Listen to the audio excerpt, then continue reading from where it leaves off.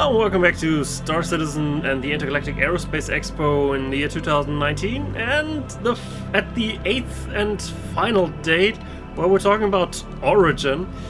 Actually, we're probably not going to talk too much about Origin because I already did videos on the 300 series and on the 600i, so there's kind of like only a few ships that I haven't spoken about in recent memory. So I'll probably refer to those, but I think it's also a good time to just take a closer look at the 890 Jump over there, and also just give my closing thoughts on the whole Intergalactic Aerospace Expo and all that for this year. So let's get started. First here on our left we see the, God, what was the name of that again? The 85X, I believe. Yes, which is an interesting, like luxury two-person shuttle. Basically the idea is that you have one very important person that you're trying to transport, and then there's just one guy that brings that person somewhere. It's really not useful as a craft in anything other than transport because its armament is pretty pathetic, even for its really small size. So I don't know, it's definitely not a fighter craft. So, and it has so few guns on it, then it might as well have just none, in my humble opinion.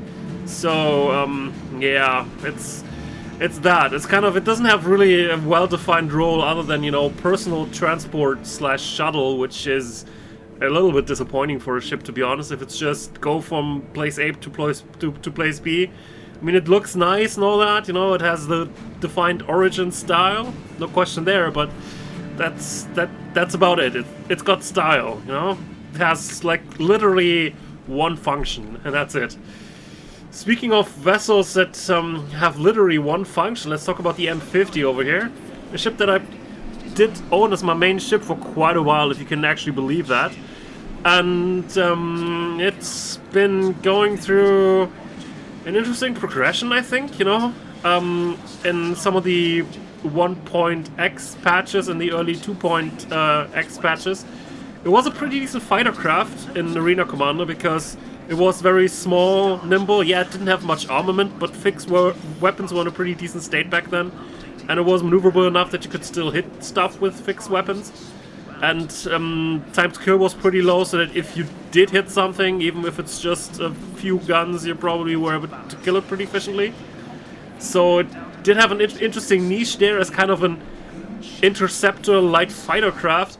But with the introduction of the PU in the mid 2 points, in the mid 2-point axis, it kind of started to fall off significantly because it has very, very limited capabilities in terms of range, because it has like a very small amount of quantum fuel, very, very little hydrogen in order to stay in the air for long, and it is a little bit faster than most fighter craft you probably encounter, so technically you could still use it in an interceptor role, but for NPCs you don't really need it, and for players it's just horribly undergunned because the flight model also moved away from more agility-based combat to more of a turreting combat style, which doesn't suit the ship very well because it just has not enough armament in order to compete. So it's still a racer. I think it's still pretty good at that, at least. So it's still got that function, but for something that initially was called the M50 Interceptor before it was eventually just made to... It's here in-game, it's still called the M50 Interceptor. It's doing a really pathetic job at the whole interception thing because, it can get to places pretty fast, but then killing something, difficult. Really difficult. Which is a shame because I love that ship, and it kind of has a very nice, timeless design that CIG didn't need to change much over the years because it already fits quite well with what they later, ironed out what would be the Origin style guide. So unlike the 300 series, they didn't have to adjust kind of midway. So it's kind of interesting in that aspect, but it's just not good enough, especially considering the price you have to pay for these. So if you're looking to getting an interceptor, just get an arrow, Does the same job. It doesn't look quite as sleek, but it has a whole lot of more chances to survive the fight when the fight happens. So, it's a it's a real effing shame, but that's how things are, unfortunately. Anyway, let's move up to slightly bigger craft while I take a look around here. Alright. I did recently make a video about the 300 series, so I'm not gonna reiterate all points that I made there about that vessel. The basic gist of it is that it looks great, you know, if you like the Origin look, it looks great, and it can be further personalized by choosing your own exterior and interior colors and layout a little bit, which is a really nice thing, you know, no doubt about that. But the problem is, function-wise, it compares pretty bad to the Avenger Titan, which is at a lower price than it. And unless you're buying the 355A, which is the left one of the ships way back there, you're basically just getting an even inferior version of the Titan, except for the 315P over here has slightly more cargo space, but has way fewer guns. So unless you're really crazy like me and are able to outfit it with some very special equipment, you'll probably not be able to take it into dogfights and win anything, even against NPCs, because it just basically has 2 guns, 2 size 3 guns, which, you know, Gimbal would be 2 size 2 guns, which you would be pretty mad to try and kill something with it. So that's kind of that. So what else do we really have for this? What else do we really have going for the 300 series? Maybe what was once touted as, you know, the Super 300, the 350R, which is the right one on the ships over there, might be a solution, because, you know, it's everything the 300 series has, but more engines and just everything's better, right?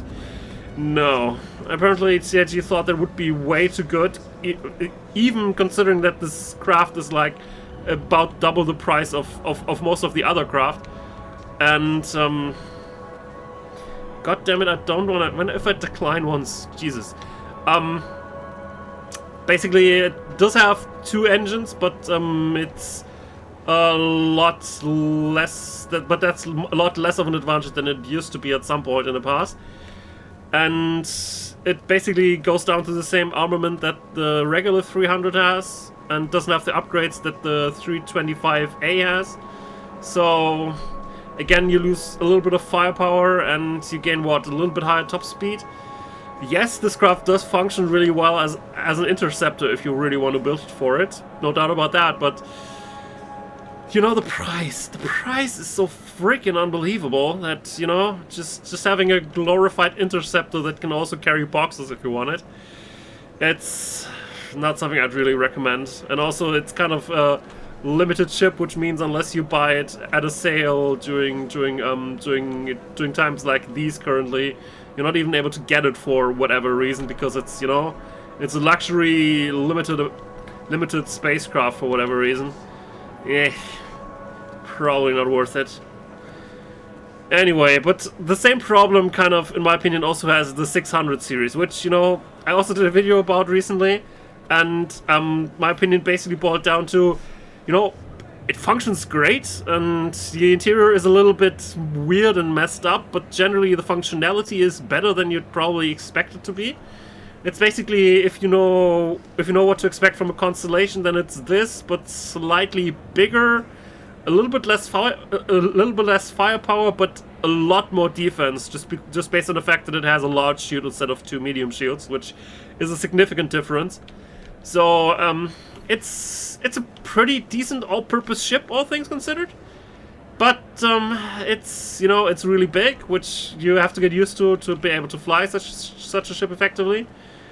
And then, you know, the price. If you take a look at the price, you're probably thinking, oh my god, what the hell? For that price, I could get a Carrack, you know? I could get a Carrack and then something. And that's even now with the increased pricing of the Carrack, you know?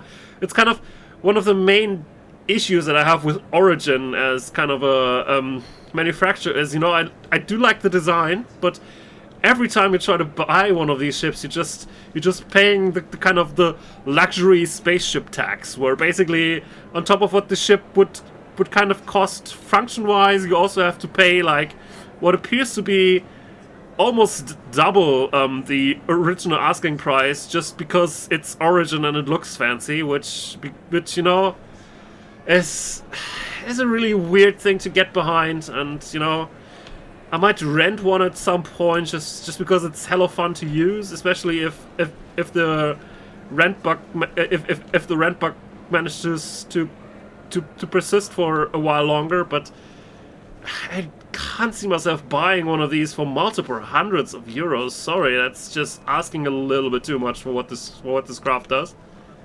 I'm sorry. Speaking of expensive craft that you probably like to use, but you probably don't want to buy, the 890 Jump. You know, a luxury space vessel in the price category that if you have to ask how much it costs, you'll probably not be able to afford it or wanting to buy it. So let's take a look in there. If I find the way in there, it is. Which, considering I've never actually been on one of those, might actually not be the case. So let's try and find an entry somewhere. I think there should be an elevator somewhere back here that we should be able to use. Or maybe not.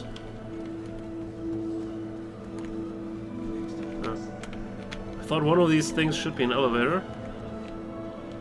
That's disappointing. Or did they disable that? I mean, I wouldn't put it past CIG if they actually did, to be totally honest. Which, it's just weird, you know? Because I could just rent it and spawn it on a pad and then take a look at it from there. I mean, the rent thing disappears here, so I would think something should happen. Apologies. If I don't find it, then I guess we're not going to talk about the 890 Jump. There's some interesting videos, especially the video about Morphologist goes into way more detail about the ship than I could ever provide, so I guess I'm just gonna refer you to that. Just to give you the Cliff's Notes about the new interior of the ship. It's actually pretty nice, you know, if you're looking for a luxury touring personal transport and maybe kind of an orc headquarters ship that you can sit down in a beautiful interior while cruising through the stars instead of, you know, being in like a fancy hotel, then, you know, that's what you're looking for. Its combat capabilities or, you know, self-defense capabilities are pretty low though. Like, it does have a few turrets, I believe, but its the main way to not get killed seems to be that it has a size 4 shield, which is even more ridiculous than the size 3 shields that the 600 series has. So you know, utility-wise, you're probably not gonna buy this just to go on some missions in order to do those. It's you know, it's a prestige symbol, you know. So that's kind of about it. And but the interior has been massively reworked. It doesn't feel quite as clinical as the 600 series has, which I also noted in my review. And it feels a lot more inviting. Also, the layout is much better thought out, that you have a clear separation between, you know, personnel, where personnel has to go, and where guests are supposed to go, which is kind of one of the main issues that I had with the 600i, that the interior layout makes no sense at all for a touring vessel, because you kind of have the walkways between crew and passengers totally mixed up.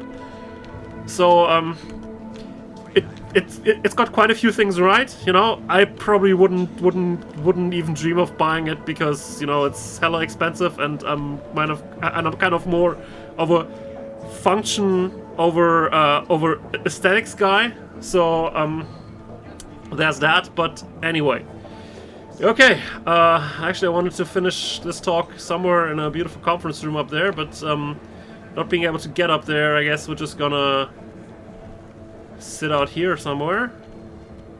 It doesn't really matter where we sit or stand, does it now? Anyway, kind of my main pointers about the event in total. I gotta say, I was a little bit disappointed with this year's Intergalactic Aerospace Expo. Let's go over some of the positives first. One thing that I did like is that every day they made these small additional videos from whatever the name of that guy is from. I already forgot already forgot. But they made additional videos on that channel every day, and those were generally at least fun to watch, well done, and you could see, oh no, it's this manufacturer, let's take a look at that. So that was a nice improvement compared to last year. However, the event itself was, I think, worse than last year, which I kind of, didn't quite expect. But some things that I did miss is kind of, they did have this huge announcement in the beginning where they said which ships would be available, but then even in the very first day there were some ships that were announced that never actually showed up. Like, I'm looking at you, Gladiator, which for whatever reasons just wasn't there. And then compared to last year, there were also some other ships that, we couldn't fly last year, but we could at least take a look at and see last year. Especially, the F8 Lightning, which people just, looked at and watched with awe, But this year, yes, all the ships that we see were technically flyable. You could just go there to this 890 jump and say, hey, I want to rent it, and then just get it out and fly around with it, sure. They didn't have any ships that were just, there to look at, but that you couldn't walk into. But I think that also had its charm last year, where you could look at the Lightning, where you could take a look from far away at an Idris, which also this year we just totally didn't have at all. Which is kind of, why? Why, CIG? You already had, people were totally fine with just looking at some stuff that you didn't have finished. Like, we also had an earlier version of the rework of the 300 series there last year that we could look at but not rent because it wasn't flyable at this point. But people were generally fine with it, just looked at it and said, oh, cool, that's what they're working on. I can't wait to get my hands on that in a few months, And here, yeah, stuff is there that works and that we can fly, but, where's the surprises? We got the Pisces, which is a small utility craft that basically is a glorified LTI token at the moment, because people just buy it in order to buy LTI tokens to upgrade to something else, because no one's really interested in a Pisces unless you own a Carrack, where it's kind of the smaller companion vessel for. But, there really wasn't any surprise at all. We were all kind of expecting, is something interesting going to happen? Are they going to show some new ships? No, they just didn't. Even some things that, should be ready, like, they had in the CitizenCon demo, they had a full, they had a version of the Carrack that they could play. It shouldn't have been too difficult to just put it in a hangar, even if we were just looking at it from far away, If the things were probably already there, but they just decided, no, people can't fly it, it's not ready, we're just not gonna show it at all, which, I don't know, I found a little bit disappointing, because, part of these Aerospace Expo experience for me was to also look at stuff and to also just look at things that you couldn't fly yet and then theorize how well that would perform in the future and how well you liked it. And that was just totally missing this year, which I think is a shame. Another thing that I have very mixed feelings about is CIG decided to move our default spawn to ArcCorp for the event, which, kind of makes sense at first glance. If there's some new people, this way they'll have an easier job just to get to the expo, to rent a ship, and then, just be able to fly it. So I get it on that level, that it makes things easier for beginners. But even though they did that, and they also put out a guideline on the official website that basically had a brochure reading, basically the exact steps that you would have to take in order to get from where you wake up to here, people were still asking in chat, I heard this is Expo, how do I get there, where is that, what do I need to do? And so apparently people didn't even read that, so and kind of moving it here didn't apparently manage to get all the people that had issues getting here in the first place.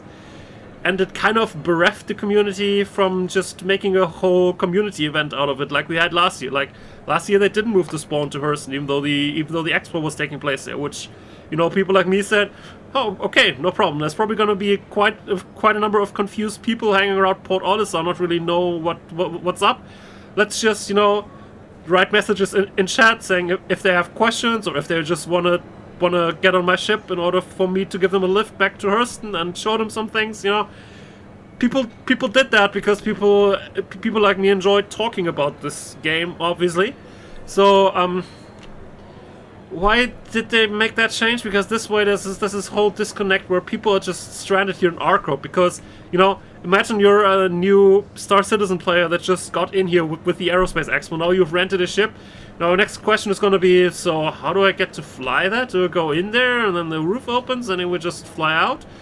No. You need to go to the spaceport, spawn it, and then what a lot of people didn't know is you need to hail landing control in order to get the roof open, and you can lift the ship off, and it had all these additional steps that people still required help for, but, you know, Arcop is not a great place to hang out as someone who, you know, plays this game who plays this game a lot, because there's really not much contracts that you can do around here. If I take a look at the contracts that are being offered to me here, even as someone who has quite a good reputation and all that, these two things are not here, and this is a player body that's also not here. I basically have an investigation mission. I think there's also a drug lab raid that I could get, but apparently someone else is already doing, and there's, you know, nothing. The whole area around Arcop doesn't have any missions that you could do as a beginner aside from deliveries, you know, which is really not the most glorious thing you want to do when you just get into the game and see, you know, what kind of stuff can I do? Oh, great, I can carry a box from point A to point B. Great. You know, people want to get out there, fly their ship around, and maybe do some combat and general stuff like that, and there's just not enough missions generated here. You know, people would have to go back to Odyssey in order to get access to beginner level missions, which, you know, they don't know where that is. They would have to go there, or someone will have to point them or take them there, which, you know, makes the whole thing kind of a frustrating experience. So I don't know. I don't really like the whole moving the spawn point to Arcop, because I think it kind of bereft us of the chance to make a big community, to make a big community effort out of it, where we can, you know, show people around. You know, they also made this new guide system that I've been signed on for hours, but got like 2 requests that were like taken back after a few seconds before I could even accept them. So that's also there, but apparently few people know about it, and no one of the new guys apparently knows how to use it well. So that's also there, but, you know, that also doesn't help. You know, in-game, we still had a lot of talk. If I just made a drinking game out of people asking, you know, how do I get into space, or how do I get to my ship, or how can I get out of my landing pad because it's closed, you know, then I probably would need a lot more alcohol in my household, and I'd probably be drunk for most of the week. So it's a bit of a sad affair. I mean, it was nice, you know, having the ships, play around with them. It's always an interesting week for people like me who like to experience all that the game has to offer, and right now it's, you know, lots of ships and a few missions that barely hold together. And it kind of had not that much of the helping out new player experience that I enjoyed last year. We still had it to some extent, but not quite to the same as last year, which I think is a bit of a shame. Alright, anyway. Sorry about ending on that downer message. I think it was serviceable, the whole event, but it could have been so much more interesting, and, you know. So, I hope I'll see you again next year? No. I'm not sure if I'm gonna be making too many more Star Citizen videos in the near future. I might be doing a general status update future on my channel in the upcoming days, because I very much liked the amount of attention that I was getting from doing these videos in the past few weeks. However, you know, I can't keep that up, because I discussed most of the ships already, you know. I've also done kind of a Let's Play Light format that people apparently didn't like quite as much, and then the Expo will also be over, so what am I to do with doing just Star Citizen videos?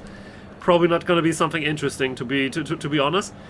So I'd probably have a little bit less Star Citizen content in the upcoming weeks. Maybe once a week. I don't know. We'll see. We'll have to see if I think of something along the way. But If not, I hope you still enjoyed these videos and consider subscribing for more Star Citizen content in the future, because I would love to do more Star Citizen content, but, you know, it's not a finished game yet. I can't do that, you know, 24/7 or, you know, one video a day, because there's really not that much to talk about on most days, unless it's the Intergalactic Aerospace Expo, where you can do one video about that every day, and then you can also test out ships and do more videos about those ships every other day. So that worked for the last 2 weeks, but in the future it's probably not going to be quite as much. So just wanted to let you know about that. I'd love to do more Star Citizen content, but I can't promise there's going to be too much coming in the upcoming weeks or months. So we'll see. Let me know what you would be interested in watching, and I'll see you next time. Have a good one.